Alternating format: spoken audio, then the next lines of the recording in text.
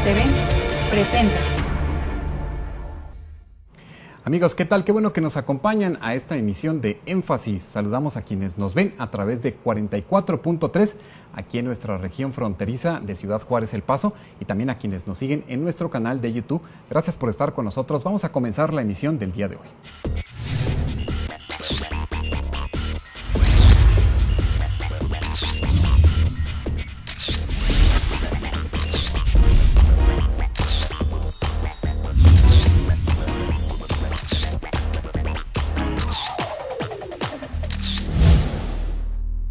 Amigos, en el Instituto de Ingeniería y Tecnología se inauguró la Cátedra Patrimonial Juan Humberto Sosa Azuela el pasado 29 de mayo. Y bueno, fue muy interesante observar cómo a través de una conferencia y un taller donde se plantean los temas de la robótica, pues se dio inicio a esta cátedra en este instituto de la Universidad Autónoma de Ciudad Juárez. El doctor Juan Humberto Sosa se encuentra con nosotros aquí en el estudio y le quiero dar la bienvenida. Muchas gracias por acompañarnos estos minutos. Encantado. Gracias por la invitación. Gracias. Vamos a hacer una presentación muy breve del currículum del doctor Juan Humberto Sosa. Él es ingeniero en comunicación y eléctrica por la Universidad de Guadalajara.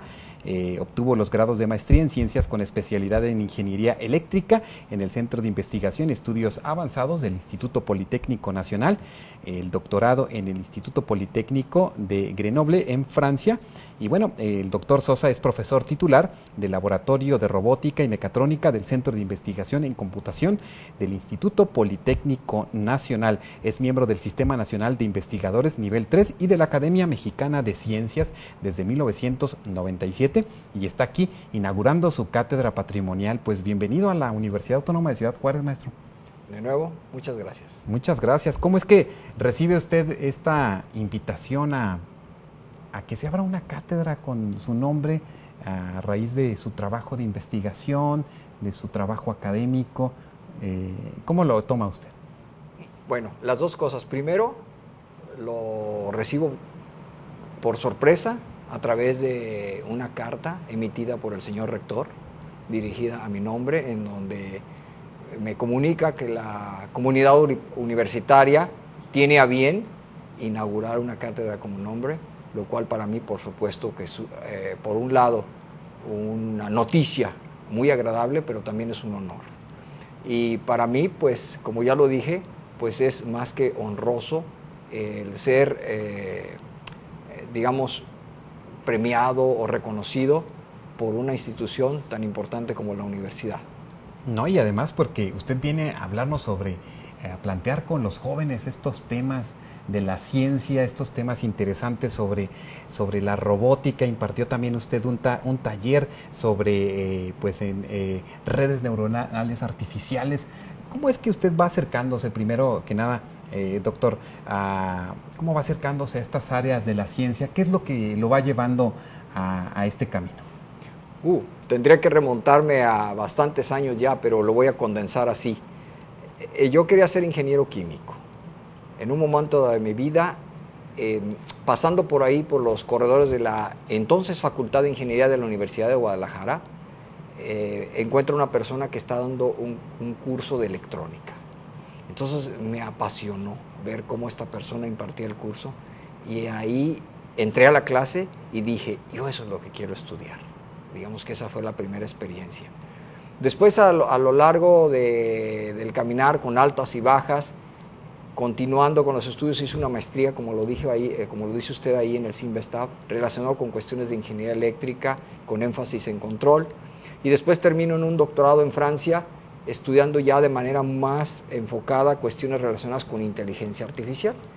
Entonces, este es un tema que me ha apasionado siempre desde niño, ya que desde niño, como desde los 10 años, yo construía mis primeras computadoras con engranes y cajas de cartón, ese tipo de cosas, interesándome sobre todo en ver cómo estas cuestiones de la inteligencia, de las cuestiones cognitivas que se dan en el ser humano de manera muy acentuada, en particular se podrían dar en las máquinas. Y pues es, yo creo que una maduración que se va dando a lo largo del tiempo, y sabiendo que el cerebro es la parte más importante o el órgano más importante con que contamos y que nos define a nosotros de manera individual como seres humanos, decir, bueno, ¿cómo podemos implantar un pequeño mecanismo de inteligencia en una máquina para que ésta pueda resolver problemas complejos. Claro, y cuando usted va pues incursionando en este mundo, empezamos a escuchar este tema de la inteligencia artificial, estos conceptos que se van pues incrustando poco a poco en los ámbitos académicos, en los ámbitos de la sociedad. ¿Cómo entender la inteligencia artificial cuando se nos va planteando y hasta dónde estamos en estos momentos?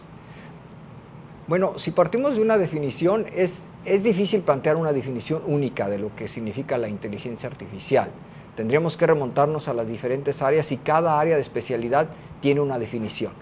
Pero la definición que nosotros adoptamos, al menos en nuestro laboratorio, es que si una máquina es capaz de predecir el evento siguiente sobre la base de los eventos anteriores, por ejemplo, si yo veo un teléfono ahí, y si en el siguiente instante de tiempo yo digo voy a seguir viendo ese teléfono, eso lo interpreto ya como una base de inteligencia que me permite que mi máquina pueda ir y poco a poco aproximarse hasta, por ejemplo, tomar el teléfono. Entonces, esa es una manera de verlo, aunque depende si lo ve un psicólogo, si lo ve un matemático, si lo ve un físico, son diferentes interpretaciones. Claro, y cuando hablamos de la robótica, usted estuvo impartiendo la conferencia sobre robótica de servicio, robótica espacial y pues cuando hablamos de robótica, ¿por qué y para qué construir robots? ¿En qué momento el ser humano comienza a buscar esta idea de construir algo más que extienda su actividad, que extienda sus brazos, que extienda su ejercicio en esos planos? Bueno, históricamente se dice, y esto está documentado, que esto viene al menos desde los griegos. Cuando utilizando principios de la hidráulica, el señor Herón, él empieza a construir máquinas que exhiben una cierta inteligencia, utilizando los principios de la hidrodinámica. No había motores en aquel tiempo. Entonces, digamos que eso ya hace más de 2000 años. Entonces la gente siempre tiene esa curiosidad de explicar pues cómo funcionan las cosas y cómo, al observar la naturaleza, y cómo tratar de implementar esos mecanismos en máquinas, siempre pensando en un objetivo. Cómo la máquina puede ser una extensión o puede servir al ser humano para que éste tenga una mejor calidad de vida. Entonces así deberíamos de ver la robótica. No como esos Terminators que andan ahí queriendo conquistar el mundo, tumbando edificios y demás, sino siempre que las máquinas, así como lo concibió Karel Čapek o Fritz Lang u otros de los grandes visionarios que lo plasmaron en obras de teatro y en películas, o como los grandes escritores como Isaac Asimov, como máquinas que exhiban un comportamiento que coadyuve al bienestar del ser humano al final, ya que las máquinas al final, ¿qué son? Extensiones de nosotros, que nos permiten resolver problemas complejos, problemas difíciles, problemas que son peligrosos, tareas que son peligrosas o muy repetitivas. De hecho, de ahí viene la palabra robota. Claro, yo ahora que usted habla sobre este ejercicio repetitivo que puede hacer una máquina, que puede suplir a un ser humano en ciertas actividades, yo ahora recuerdo, bueno, esta es una ciudad maquiladora. Así es, ¿verdad? Con más de 2000. Claro, y encontramos a muchos hombres y mujeres que han desgastado su vida en ciertos procesos. Sí. Y quizás esto pudiera aminorar indudablemente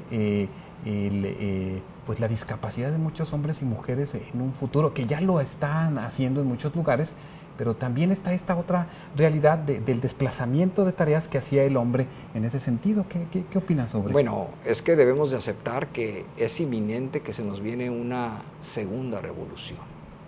Y no estoy hablando en el sentido de que los robots se van a rebelar y van a venir a esclavizarnos, no. Sino que cada vez vemos que la inteligencia computacional se está estableciendo como una tecnología que, al ser implantada sobre las máquinas, permiten que esas máquinas realicen con mayor precisión y con menor riesgo para el ser humano tareas sobre todo repetitivas, en donde la creatividad y la creatividad y la imaginación ya no se dan. Tareas en donde yo tengo que estar moviendo simplemente un objeto de una posición a otra, estar verificando si cumple con cuestiones de control de calidad. Ahí en esas áreas las máquinas van a empezar a establecerse. yo me pregunto, ¿a qué ama de casa no le gustaría tener un robot que haga las labores de barrer, de trapear, de, no sé, de hacer las camas, de cuidar a los niños, de cocinar? Yo creo que muchas. Bueno, a ver si sabe, bueno, el sazón del robot, ¿verdad? Bueno, si está bien el no sazón sé. del robot. ¿Qué elementos filosóficos o éticos alimentan la mística de la creación de estos nuevos avances del mundo? ¿Cuál considera que tendría que ir, hacia dónde tendría que ir esta propuesta también de los científicos en estas áreas? Bueno, del lado filosófico, deberíamos de dividir a la comunidad en dos. Aquellos que piensan que la inteligencia artificial nunca se va a dar. Hay un grupo muy importante de científicos que dicen que esto no que se va a dar porque dicen que es una idea muy simplista y que hacer realmente o tratar de simular lo que hace un cerebro, en particular de los seres humanos, no es posible. Existen los otros, los que son más pragmáticos, en particular los ingenieros que dicen que no hay ninguna ley en la física para que esto se dé y que algún día las máquinas van a poder exhibir el fenómeno de la inteligencia como lo hacemos o incluso más allá de que lo hacemos los seres humanos. Ese es un primer aspecto. Luego viene el aspecto ético. Ese todavía sobrepasa al otro. Porque puede haber situaciones en las cuales imaginemos un robot policía. Y ese robot policía se encuentra ante una dualidad. Por un lado, hay un individuo que está cometiendo un asalto. Y por otro lado, hay un auto autónomo que va a arrollar a un niño. ¿Por cuál de las dos decisiones se va el robot, éticamente hablando? Moral, todos sabemos por intuición que se va por el niño, porque al niño hay que rescatarlo mientras que al otro lo puede atrapar después. Entonces hay cuestiones ya éticas que se están dando toda vez que tenemos ya enfrente de nosotros a los autos autónomos, a los robots policía y demás. Claro, y cuando hablamos de la imaginación y la creatividad del hombre, pues encontramos esta percepción de este futuro pues a través del cine, de la ciencia ficción, y encontramos estos avances en futuros posibles, ¿no? Y bueno, ¿cuánto en verdad el hombre aporta con su ingenio, con su creatividad, su imaginación, esto que quizás va a concretarse y se va concretando poco a poco? Tendremos más robots, más presencia robótica en nuestros hogares, en el mundo. Esto va a ser como cuando iniciamos con las computadoras, con los teléfonos. Así va la tendencia. ¿Es lenta? ¿Cómo lo percibe usted? A ver, son dos cosas. Primero, la primera que me hizo. En este momento el hombre es el que más aporta. O sea, ninguna máquina todavía en este momento hace lo que quiere. Es capaz de tomar decisiones por sí misma. Simplemente hace, a través de una programación, lo que se le pide que haga a través de la programación que hizo una persona. Entonces la persona la que plantea todas las reglas, la que modela todo, y la máquina simplemente hace, no piensa. Ese es un primer aspecto. El segundo aspecto es que, como ya dije, se viene un ascenso de las máquinas, una revolución industrial en la cual, al igual que la máquina de vapor en su momento empezó a resolver varios de los problemas en los cuales se presentaron en su momento y que desplazaron a mucha gente y ocurrió toda una revolución industrial, ese fue un primer boom. El otro boom viene por ahí en los 60, 70, cuando empiezan las computadoras a tomar espacios en nuestros hogares, en nuestros lugares de trabajo, aquí y allá. Ahora cualquiera de los que estamos aquí trae al menos una computadora consigo. ¿Por qué? Porque nos sirven para resolver muchas de las necesidades, como una de ellas es, por ejemplo, la comunicación. Asimismo, las máquinas van a ir, y cuando hablo de máquinas hablo de sistemas electromecánicos o sistemas de software que van a permitir, que van a empezar a resolver algunas situaciones. Por ejemplo, ya vemos los robots aspiradoras. Pronto va a haber robots guías en museos, robots que van a ser, por ejemplo, recepcionistas aquí y allá, robots cargadores, y por qué no a lo mejor hasta robots que van a diagnosticar hasta un cierto nivel enfermedades y emitir recetas. Los vamos a ver por todos lados. Eso, para mí, al menos es un hecho. Bueno, esperamos que no haya también conductores, ¿verdad?, de televisión que... Espero que no, ¿verdad? En ese sentido, ¿cómo siente, doctor, que la sociedad se está preparando o está preparada para este cambio de paradigma? ¿Cómo percibe la realidad social actual para ir generando una idea de una posible convivencia después con estas propuestas que también surgen del hombre, ¿no? En ese sentido, ¿cómo lo observa usted? Yo lo observo en forma generacional. Yo creo que hay una generación que, como en todo, ¿no?, que va a decir no, eso no, las máquinas no. Como siempre, ¿no? Siempre hay una oposición a lo nuevo. Hay otra generación intermedia que yo me clasifico en esa generación intermedia, y hay una generación ya muy joven que lo está tomando como algo natural.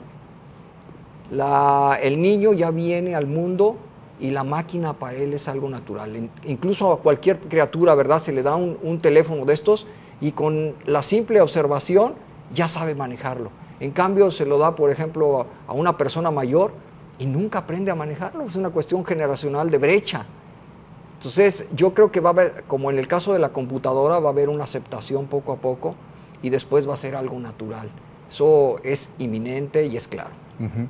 En cuanto a los estudios, avances, investigaciones de estos temas de la robótica, de la inteligencia artificial, ¿en qué considera se encuentra México en relación a otros países pues que avanzan, invierten mucho en estos temas, en estas propuestas de investigación?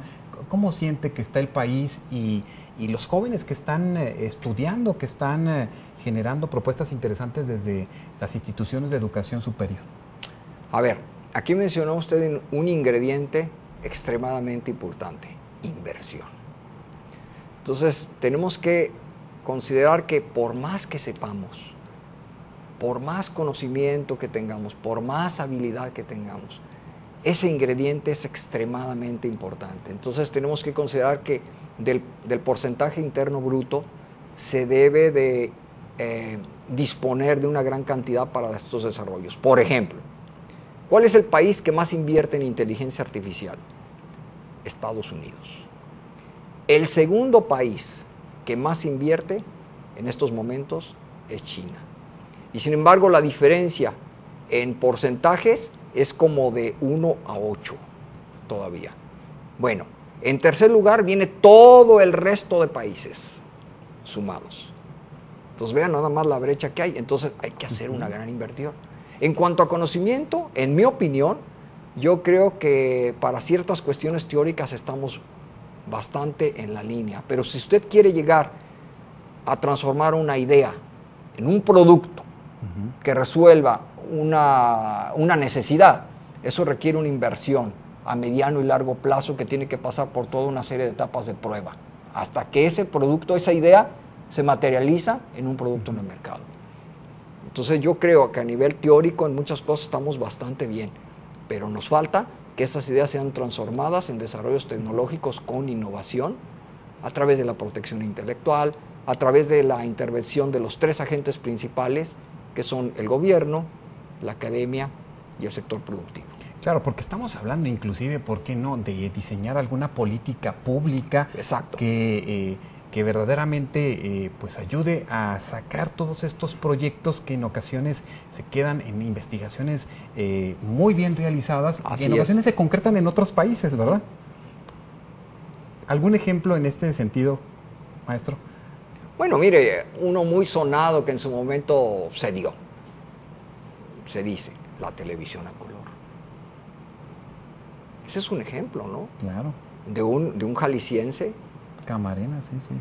El ingeniero Camarena, que hace sus estudios en el Instituto Politécnico Nacional, que hace sus prácticas profesionales y su ingeniería relacionada con lo que es la tecnología de la televisión a color, que desgraciadamente por falta de apoyo económico la tiene que hacer en colaboración con alguien en Estados Unidos. ¿Y dónde se queda el desarrollo? Es lo que nos dicen, se queda allá. Digo, yo creo que es uno de tantos ejemplos que se pueden dar. ¿Y quiénes son muy buenos para eso? Pues, por ejemplo, hay gente que anda en la busca de las ideas, que va a los congresos y, oye, explícame cómo funciona tu método.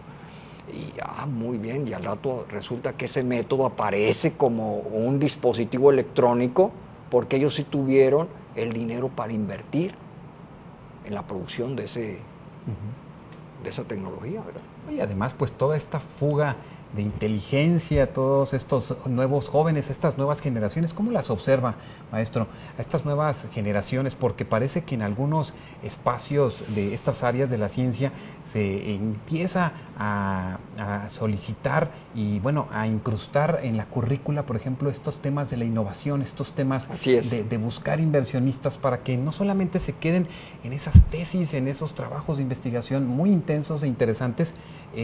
¿Cómo siente a estas nuevas generaciones? A ver, con un potencial tremendo. Así, como esos cohetes, ¿verdad?, que están por despegar. Con una energía cinética y potencial almacenada tremenda. Con un conocimiento adquirido, incluso con capacidades y habilidades que están ahí. Pero están ahí. Sí hay que dar ciertos de clics, ¿verdad?, para que eso arranque, para que eso explote. Hay que dar las bases. Por ejemplo, yo me veo mucho como una plataforma. Haga de cuenta, en donde yo no soy el cohete, pero soy la plataforma para que ese cohete despegue. Entonces uno tiene que aprender a asumir en su momento el rol que le corresponde. El del joven es terminar su formación de manera adecuada. Me refiero al conocimiento, la capacidad y la habilidad, y posiblemente que sea la certificación. Y entonces darle lo que le falta para que él ponga su empresa. Ya hay que romper ese esquema de que el que estudia regresa a la academia o trabaja para alguien más. Hay que fomentar la cultura de la creación de la pequeña, de la mediana y, ¿por qué no?, de la grande empresa. Que al fin el potencial aquí está. Claro, y desde la academia, bueno, se puede hacer mucho. Usted también como académico, hablando sobre todo ahorita todavía de las nuevas generaciones, ¿cómo están avisorando, visualizándose estos jóvenes como empresarios, como estos jóvenes que mejor se quieren ir del país, que mejor quieren buscar oportunidades en otros lugares, o como en la docencia? Digo, que no es que no esté bien, sino que se encuentran muchos jóvenes que están, pues, en verdad, a punto nada más de darles el primer chispazo para que surjan sus ideas. Sí, es que usted ha mencionado varias cosas entre todo lo que ha dicho. El problema es que, por ejemplo, ya tratar de regresar a la academia es muy difícil. Lo observa. Los promedios de edad cada vez se van dando más grandes. Por ejemplo, en nuestro instituto la edad promedio es de 53, 54 años. Ya hay gente que se debería de estar jubilando, ¿sí? ¿Por qué no se jubila? Por las cuestiones salariales que se dan. Entonces, no hay un refresco de juventud ahí. Luego, por el otro lado, para un joven no es fácil poner una empresa. No es fácil. Como usted bien lo dice, nos falta, a lo mejor esas leyes existen, pero falta que haya una implementación efectiva en la práctica de esas leyes. Hace falta un apoyo decidido para que también el joven encuentre el medio para que precisamente sus ideas se materialicen. Porque a mí me queda claro que el joven tiene conocimiento, es creativo y tiene imaginación. Entonces es más bien una serie de condiciones que hace falta que se den de manera efectiva. Claro, y ahora observamos pues que se abren las posibilidades para conocer desde muy temprana edad el mundo de la robótica. Así ahora es. Vemos en primarias hasta cursos externos de las escuelas y ahí tenemos a niños y niñas iniciándose en este mundo. Así es. Sí, o sea, a mí me da mucho gusto que haya quienes ya enseñen la robótica, que la robótica, por ejemplo, se enseñe desde la primaria. Falta más porque necesitamos que se dé como una cultura, aunque eso va a caer por su propio peso, o sea, va a ser parte ya lo estamos viendo así, como la computación, por ejemplo, ahora es parte de la currícula. Y vemos que las máquinas robotizadas van a formar parte de nuestra vida. Entonces, asimismo, pues los cursos, desde pasando niveles básicos hasta niveles avanzados, se van a dar como parte de la currícula, ¿no? Y algunos otros cursos pues tendrán que ser quitados. Claro, y bueno, pues entrar a... Quizás ahora hablamos de la brecha digital, ¿no? Aquellos que están, yo no sé si algunos de nosotros tendremos que tomar algunos cursos en un futuro para poder entender esta nueva realidad de la humanidad. Y pues, doctor Juan Humberto Sosa, le agradecemos mucho su presencia. Algo que quiera dejar en el ánimo de estos jóvenes universitarios, de estas nuevas generaciones, sobre todo hablando de este tema. Bueno, primero que todo, yo quisiera motivarlos. En cualquier área que se trate, no importa si se trata de la robótica, ¿verdad? Quiero motivarlos a que primero terminen su formación hasta donde puedan. Yo no les estoy pidiendo que todos sean doctores, pero sí hasta donde puedan. Pero no importa en donde sea, primero que traten de ser los mejores. Ese es un elemento bien importante. El otro, que nunca dejen de ser niños, porque un niño siempre es creativo y tiene imaginación. El tercer aspecto es que no importa qué tan difícil sea lo que tú quieres alcanzar, no importa qué tan complicado lo sea, si tú lo quieres hacer, lo vas a lograr. Con esas ideas y con esa presencia del día de hoy del doctor Juan Humberto Sosa, quien lleva precisamente esta cátedra patrimonial en el Instituto de Ingeniería y Tecnología, pues le agradecemos mucho su presencia y lo invitamos en su siguiente visita aquí a la universidad. Con todo gusto. Muchas gracias, doctor. Muchas gracias por su presencia y venirnos a compartir sobre estos temas que son muy interesantes. Gracias. Muchas gracias. Con esto finalizamos el espacio del día de hoy. Muchas gracias por vernos y escucharnos. Continúen aquí en UACJ TV.